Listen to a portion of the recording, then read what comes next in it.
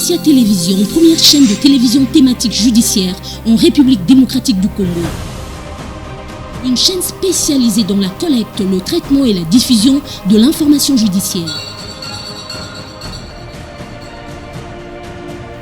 L'information judiciaire crédible, impartiale et équilibrée, c'est à regarder sur Justicia Télévision, émettant en TNT Canal 54 et sur le bouquet Easy TV, Canal 146.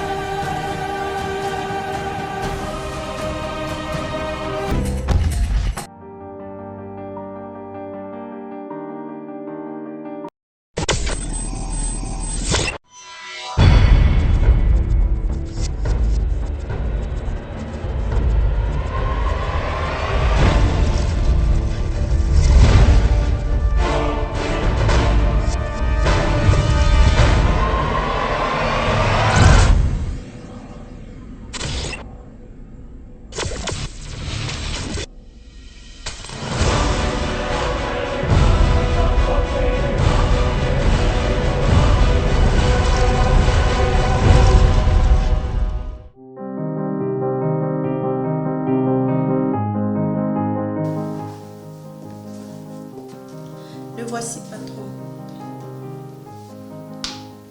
Waouh! Mais tu es une bombe, toi. Tu es une créature de rêve. Fais-moi voir, fais-moi voir. Tiens là, tiens là. Waouh!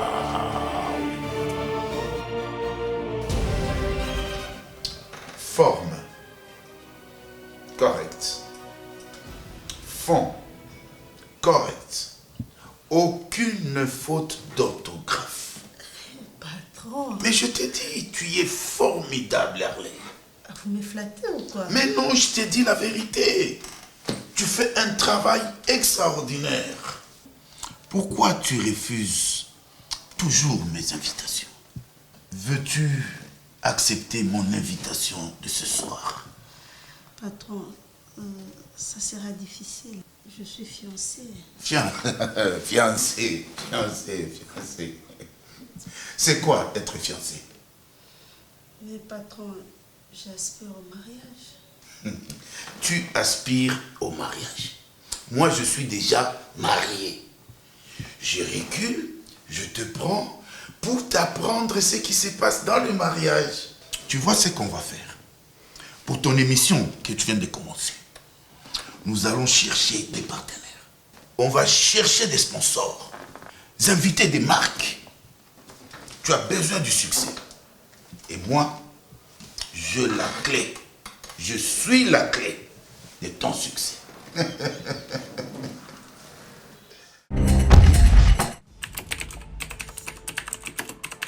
Est considéré comme harcèlement sexuel quiconque aura adopté un comportement persistant envers autrui, se traduisant par des paroles, des gestes, soit en lui donnant des ordres ou en proférant des menaces, ou en imposant des contraintes, soit en exerçant des pressions graves, soit en abusant de l'autorité que lui confèrent ses fonctions en vue d'obtenir de lui des faveurs de nature sexuelle. Sera puni de servitude pénale allant de 1 à 12 ans et d'une amende de 50 000 à 100 000 francs congolais constants ou d'une de ces peines seulement. Yo. Au bout de là.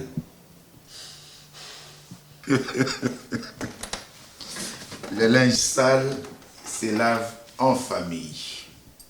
Voici la clé de la salle du coffre. Tu entres, tu ouvres le coffre-fort, tu prends la première brique des billets que tu trouves au-dessus. Tu ramènes ça ici et on va faire la paix. Parce qu'on vous a dit que l'argent trouve des solutions à tout.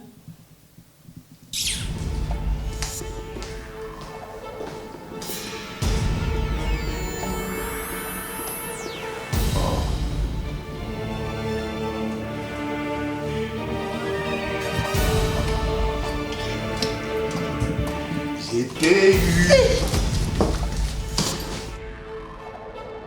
Patron, Mais qu'est-ce qu'il y a? Sois calme. vous avez les kilos de me toucher? Oh, calme-toi, Arley. Que je me calme. Calme-toi, nous sommes au bureau, calme-toi. Mais laisse-toi faire, non, ma chérie. Vos paroles, vos gestes, vos messages, vos comportements constituent un harcèlement sexuel qui est punissable de 1 à 12 ans de prison. De combien? De 1 à 12 ans de prison selon la loi. Harley, tu me vois, moi, en prison. Dans ce pays, moi en prison. Jamais, compère. Ce temps-là est révolu. Nous vivons maintenant un état de droit.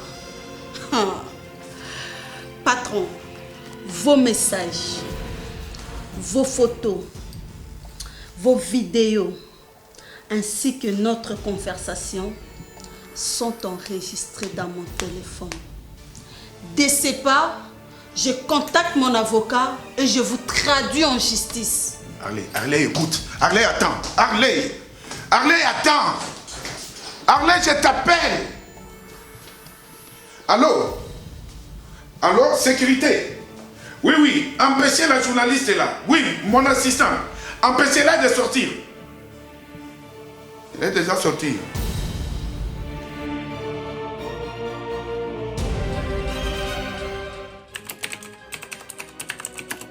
Les poursuites du harcèlement sexuel seront subordonnées à la plainte de la victime, article 174 de la loi numéro 06/018 du 20 juillet 2006 sur les violences sexuelles, modifiant et complétant le décret du 30 janvier 1940 portant code pénal congolais.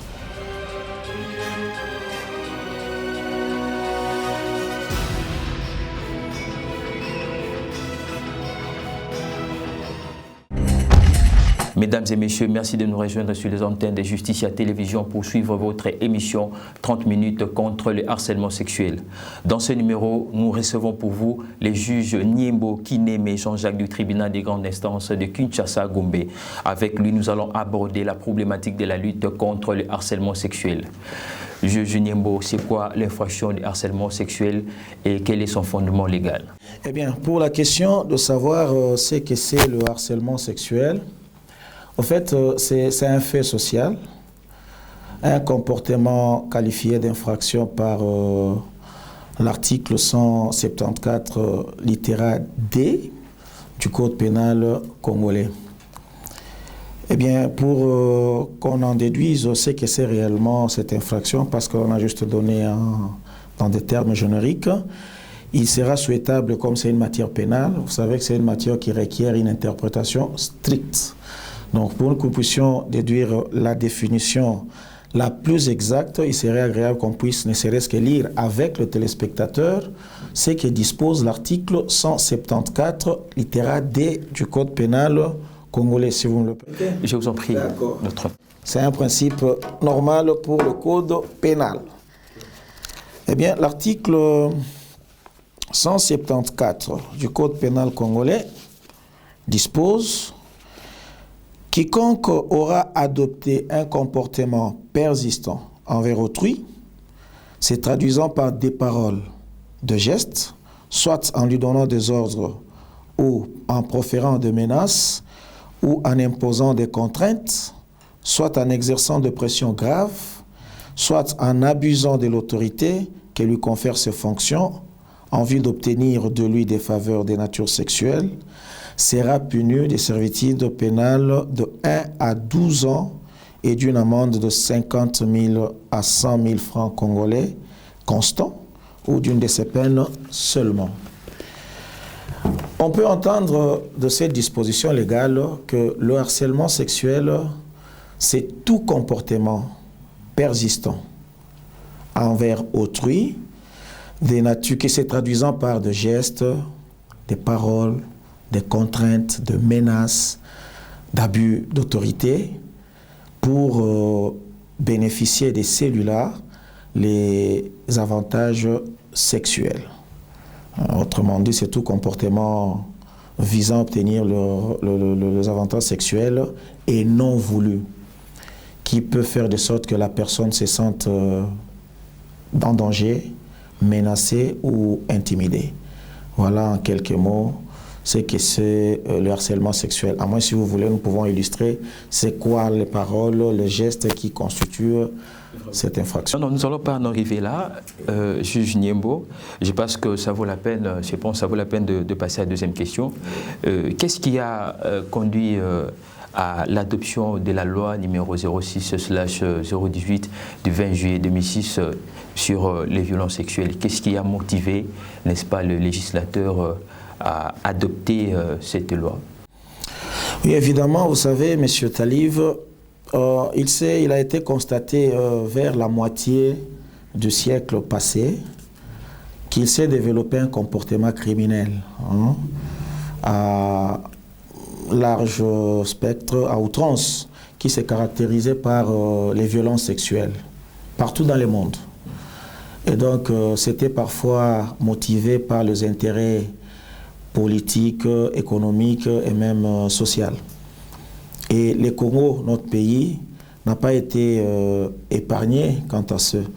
C'est comme ça que vous allez constater vers les années 1996 et 1998, notre pays, la République du Congo, a été l'objet de plusieurs agressions entretenues par nos voisins, le pays voisin. Et là, malheureusement, il s'est produit des actes criminels qui, la plupart, étaient caractérisés par des violences sexuelles. Donc nos agresseurs ont adopté comme arme de guerre les violences sexuelles. Eh bien, étant donné que dans notre pays, dans notre législation pénale, le code pénal dont je parle là du décret du 30 janvier 1940, celui-là ne prévoyait que 4 types de violences sexuelles. Entre autres, il s'agissait du viol, il s'agissait des attentats à la pudeur, il s'agissait des atteintes aux bonnes mœurs et du proxénétisme ainsi que de l'avortement. Et donc, la législation congolaise échappait ou laissait échapper certains comportements qui, du reste, étaient en évolution à une recrudescence très lamentable. Donc, qui échappaient comme ça suite à l'évolution. Et vers les années 2000, il y a eu des plaidoyers menés par la société civile et certains acteurs politiques qui ont plaidoyé dans le sens de pouvoir redynamiser ou actualiser notre arsenal juridique en ce qui concerne le fait pénal. C'est comme ça que vous allez constater qu'à partir des années 2020, il y aura cette redynamisation où le pays voulait essayer de remettre à niveau notre code pénal. Et ils vont s'inspirer tout de suite là des arsenals ou des instruments juridiques extérieurs ou étrangers, internationaux, ainsi que pour impacter ceux internes. C'est comme ça que on va adopter la loi 06/018 du 20 juillet 2006. C'est une loi qui complète et modifie le décret du 30 janvier 1940. Et là, vous verrez, on est parti de 5 préventions des violences sexuelles à 16 infractions, faits infractionnels des violences sexuelles, y compris le harcèlement sexuel. Donc, nous pouvons dire, juge Niembo, que c'est suite aux faiblesses du décret du 30 janvier 1940 que les législateurs a pensé, n'est-ce pas, à innover avec l'avènement de cette loi du 20 juillet 2006.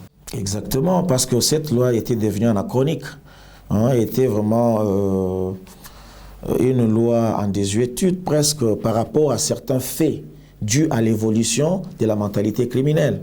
Imaginez-vous, voyez déjà, nous sommes partis de 5 à 16. Donc les 11 autres faits infractionnels qui est du reste moderne n'étaient pas réprimés. Donc le fauteur pouvait vaquer librement et perpétrer les infractions sans être puni, parce qu'en matière pénale, on ne peut pas punir ce qui n'est pas prévu. Donc c'est la loi sacro-sainte Nous pouvons parler de cette faiblesse-là, mais moi je pense que c'est une question d'évolution. C'est une loi qui était presque anachronique, qui à son temps était fort, prévoyait ce qu'il fallait, mais à ces jours, c'était vraiment un retard par rapport à l'évolution criminelle. C'est un peu ça. Vous êtes juge, nous avons comme l'impression que l'infraction de harcèlement sexuel n'est pas prise en compte par rapport à l'infraction du viol. Bien, à cette question-là, nous pouvons dire oui et non. Bref, il faille nuancer là-dessus. Ce n'est pas que l'infraction de viol qui fait partie des infractions de violence sexuelle est beaucoup plus en considération que le harcèlement sexuel, non. C'est, vous savez, la nature même de l'infraction de harcèlement sexuel pose problème. C'est la nature même de l'infraction elle-même. Vous savez, aujourd'hui, il est difficile, dans la vie de tous les jours, arriver à déterminer avec exactitude les comportements dont on reproche d'harcèlement sexuel. Hein, vous savez, il y a plusieurs actes, plusieurs comportements aujourd'hui qui sont blessants de nature, qui sont indignes, mais apparemment sont pris de manière commune comme si c'était devenu normal. Et dès lors, les juges que nous sommes, nous avons du mal à pouvoir réprimer ces faits infractionnels. Autre chose, vous savez, c'est le régime lui-même, les régimes juridiques de cette infraction, le champ d'application. Vous savez que c'est une infraction où la mise en action ou sa poursuite nécessite la plainte préalable de la victime.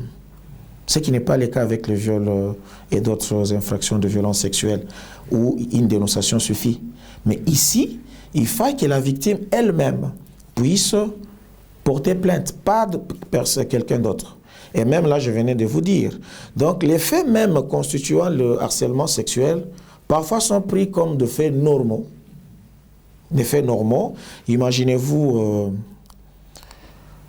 un superviseur qui est en train de caresser l'épaule de son employé. Bon, certains pensent que c'est normal, alors que ça peut déranger la victime, mais il s'est dit, s'il se plaint, on dira peut-être qu'il est villageois, et il s'était. Tu le croiras que c'était des actes persistants qui sont en train de ternir l'honneur et la dignité de la victime. C'est ça tout le problème. Il y a beaucoup de cas comme ça, je peux vous illustrer si vous en voulez.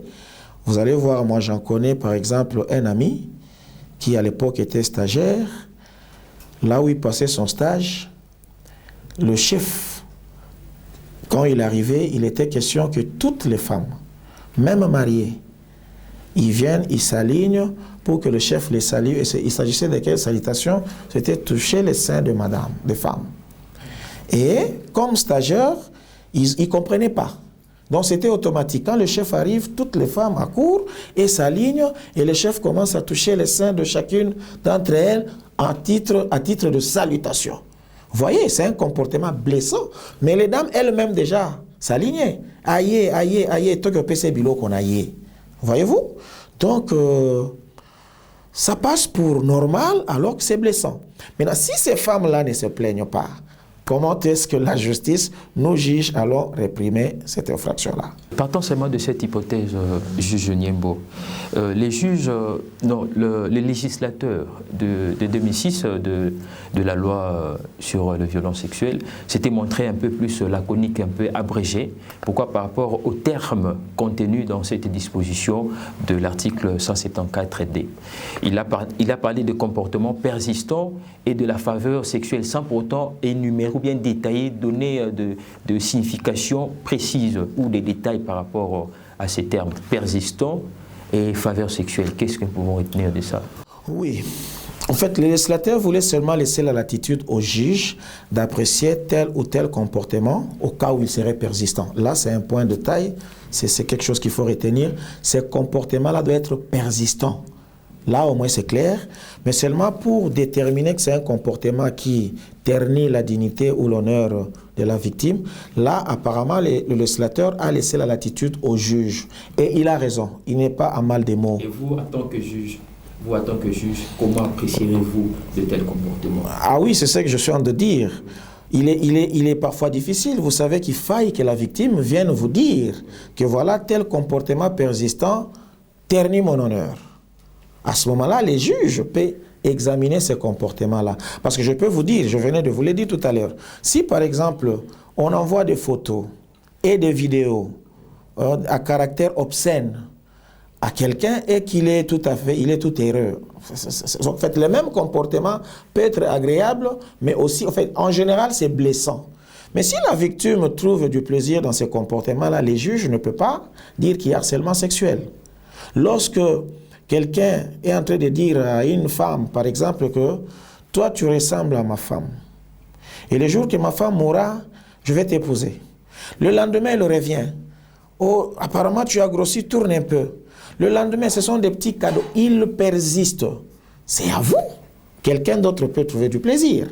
Mais si vous pensez que ça devient insistant et que ça vous dérange, dénoncez. Donc les juges, à ce moment-là, peuvent agir. Mais évidemment, les cas les plus patents, dans lesquels les juges n'ont pas de choix, où l'auteur du fauteur des troubles ne peut pas échapper, c'est souvent les cas où la victime arrive, par exemple, à enregistrer ou à filmer ces comportements persistants. Ça, il faut que ce soit persistant. Mais les autres cas, c'est la latitude, c'est la conviction du juge qui joue et c'est pas facile. C'est pas facile. Le juge Niembo, alors comment aider les victimes d'harcèlement sexuel de sortir de leur silence? Quels sont les mécanismes à mettre en place afin de les aider de sortir de ces silences? Le mécanisme, c'est d'encourager les victimes de dénoncer. C'est peut-être de demander à la société civile, aux autres organisations non gouvernementales par exemple, et même au gouvernement lui-même, de pouvoir booster, de pouvoir bousculer les victimes, de dénoncer. S'ils ne dénoncent pas, en tout cas, ça sera difficile. Et aussi, il faut redynamiser, il faut vulgariser, qu'on soit dans une société quand même où tout ce qui blesse puisse être pris comme tel. Il ne faudrait pas qu'on passe à l'étape où tout ce qui dérange, qui blesse, puisse être pris pour normal. C'est ça un peu la difficulté. Il faut demander à ceux-là qui sont déçus par certains comportements persistants de pouvoir dénoncer. Parce que vous allez constater, mon cher Talib, que même les femmes, je parle des femmes parce que ce sont elles qui sont beaucoup plus victimes, même les femmes qui arrivent à enregistrer ces comportements persistants, qui profanent ou qui déshonorent, mais ce n'est pas pour dénoncer, elles ne dénoncent pas. Quelques-unes, c'est pour chanter, c'est pour faire du chantage à celui-là et pour obtenir à leur tour aussi des faveurs, c'est pas moi, des grades, de l'argent, voyez. Donc là, c'est un problème qui concerne tout le monde. Mais les juges, il ne faut pas le mêler parce qu'on ne lui apporte pas assez d'éléments pour qu'il fasse son travail. Généralement, les victimes sont dans une position de faiblesse par rapport à leur bourreau. Oui, vous avez raison. Vous étant que juge, comment pouvez-vous, n'est-ce pas, aider ces victimes à votre niveau? Parce que c'est vous qui rendez la justice, vous prononcez des jugements. Mais comment aider maintenant ces victimes qui sont dans une position de faiblesse, n'arrivant pas, n'est-ce pas, à sortir de leur silence? Oui, j'en appelle à la conscience, au courage, à ces victimes-là. C'est vrai, c'est ça aussi la problématique. Souvent, les victimes sont en position de faiblesse. Alors, je ne vous envoie pas à piéger les gens, hein, chers téléspectateurs, mais je vous conseille quand même, vous pouvez enregistrer. Enregistrer celui-là qui ne veut pas comprendre de manière persistante, il continue à faire des gestes ou des paroles du genre à pouvoir obtenir de vous des faveurs sexuelles. Essayez d'enregistrer et prenez le courage non seulement de faire du chantage, mais de dénoncer. Parce que dans ces cas-là, le fauteur n'aura pas assez d'arguments pour échapper à la peine. Mais si les filles et les femmes continuent à se taire, c'est très compliqué. Ça risque d'être généralisé et ça devient normal et les victimes resteront toujours victimes. Juge Niembo, quelle procédure? Parce que s'il y a des victimes, effectivement, il faudra que ces victimes puissent s'orienter dans la direction de la justice. Mais quelle est la procédure appropriée pour initier, je parle de victimes, pour initier une action en justice contre leurs présumés harceleurs? Oui, que les victimes comprennent qu'elles sont maîtres de leur action, parce que vous voyez, l'infraction elle-même voudrait que ce soit la victime qui saisisse l'instance judiciaire. Donc voilà, je dirais aux téléspectateurs, au cas où vous vous sentez victimisé, saisissez le poste de la police le plus proche. Allez dénoncer ces comportements-là, essayez, même si vous n'avez pas filmé, même si vous n'avez pas enregistré, essayez de voir, ne réfléchissez pas, voyez d'abord la police pourrait examiner et vous dire quoi faire pour essayer de corriger ce comportement-là. À part la police, vous pouvez, si vous connaissez où se trouve le parquet, aller vers le procureur de la République et dénoncer ces comportements-là. Au besoin, si vous avez tous les éléments, ce qui n'est pas du tout conseiller, mais c'est aussi une procédure qui est d'ailleurs la plus rapide. Vous pouvez, si vous sentez avoir tous les éléments nécessaires, saisir directement le tribunal. Et dans ces cas, c'est le tribunal des grandes instances. Au vu du taux de la peine, vous pouvez saisir le tribunal des grandes instances par citation directe. Et à ce moment-là, le tribunal pourra répondre à votre requête. Voilà un peu. Alors, comment établir la responsabilité pénale des auteurs de cette infraction d'harcèlement sexuel? Oui, c'est la loi. C'est la loi. Le juge, vous savez, il est tenu à la loi. Les juges prêtent serment pour n'avoir comme autorité que la loi, c'est que dit même la Constitution. Lorsque vous amenez le fait devant les juges recourent à la loi. Et il analyse si tous les éléments nécessaires voulus par la loi sont réunis. Et à ce moment-là, il va prononcer la sentence, dont la sanction aussi, telle que prévue par la loi. Donc c'est simple, vous commencez par dénoncer, les juges vont examiner, il va voir s'il y a un comportement qui soit une parole ou un geste. Ça peut être de cris, de sifflements, ça peut être de messages, de textos, ça peut être des images, de vidéos, ça peut être de compliments, mais de manière persistante. Si vous en avez, vous subissez ces genres de comportements, saisissez les instances judiciaires et les juges vont analyser si ce comportement-là rentre dans ce que reproche la loi à son article 174D. Et la sentence sera dite. Et tant que juge, combien de cas avez-vous déjà connus, des cas similaires au harcèlement sexuel? Comme juge, il n'y a pas assez. Vous savez, vous m'avez pris à pied levé, sinon j'allais enjoindre à un greffier de pouvoir essayer de récolter quelques données pour voir les statistiques. Mais là, comme juge, non. Je dirais non, honnêtement. Mais par expérience personnelle, lorsque j'étais encore au parquet comme substitut du procureur de la République, au parquet pour le tribunal des grandes instances de Kinshasa-Gombe, j'en ai connu 3. J'en ai connu 3 cas de harcèlement sexuel, vous voyez. Donc les statistiques sont vraiment très faibles, trop faibles. C'est pourquoi nous en appelons à la conscience, à la redynamisation, qu'on puisse tous aller vers. C'est pas pour rien que ça a été retenu comme infraction. Imaginez-vous, si on ne dénonce pas, donc il sera même difficile d'être embauché. Donc si ça devient un comportement normal, désolé. Désolé, ça sera très compliqué. Et donc c'est le temps.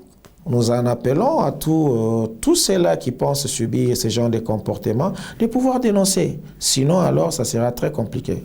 Mais alors, comment prévenir ces comportements inacceptables par la société pour décourager, bien sûr, les harceleurs, les présumés harceleurs sexuels? Ah, là, déjà, je dois vous dire, c'est pas facile. C'est pas facile. Vous savez que c'est un comportement qui, souvent, se commet en apartheid. C'est très rare que ça se commette en public. Lorsque monsieur est en train de souffler de paroles obscènes, il contrôle s'il n'y a pas de gens.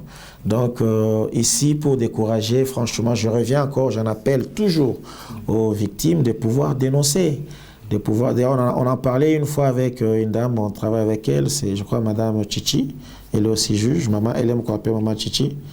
Et Karoum, je crois, et Fongama. Ils ont dit qu'à ce stade, c'est compliqué. C'est une infraction qui sera d'accompagnement, mais il sera difficile qu'on le traite de manière principale parce que les victimes sont complices de ces faits.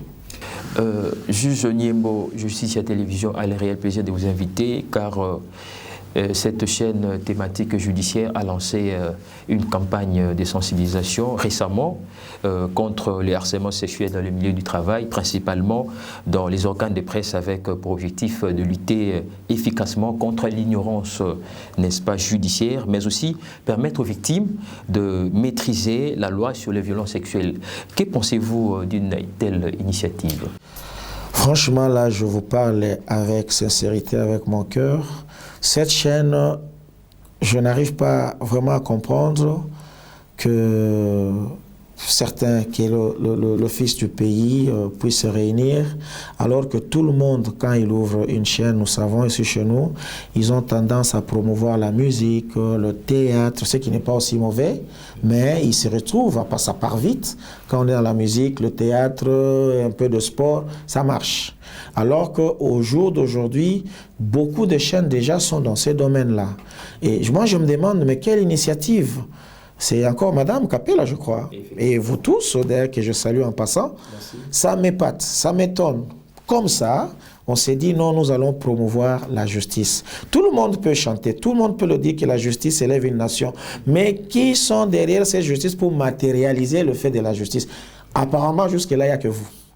Il n'y a que vous, vous prenez votre temps, vos moyens, vos énergies pour promouvoir la justice. Ça, franchement, c'est l'occasion d'un merci pour l'occasion que vous me donnez afin que je le dise ouvertement. Souvent, au téléphone, je le dis, pour lesquels contacts que j'ai déjà appelé Madame Capessa plusieurs fois pour lui dire, je ne sais pas comment vous féliciter. Je lui avais promis une bouteille de champagne que je n'ai jamais donnée. Parce que là, ça viendra, Madame Capessa, si vous me suivez là où vous êtes.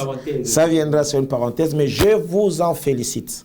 Et continuez, je crois qu'un jour, même le chef de l'État, qui d'ailleurs, ses piliers sont définis comme l'État de droit, parmi ces piliers, donc je crois qu'un jour il se rendra compte que vous êtes en train de rendre un service très loyal à la nation et les récompenses viendront, que vous le vouliez ou pas. D'accord. Merci beaucoup, Juge Niembo.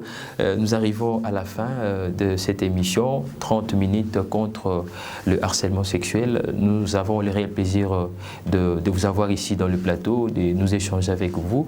Merci beaucoup de votre disponibilité et la porte sera grandement toujours ouverte pour vous. Merci. Fidèles téléspectateurs, c'est par ici que nous marquons un point final à votre émission 30 minutes contre le harcèlement sexuel. Au revoir.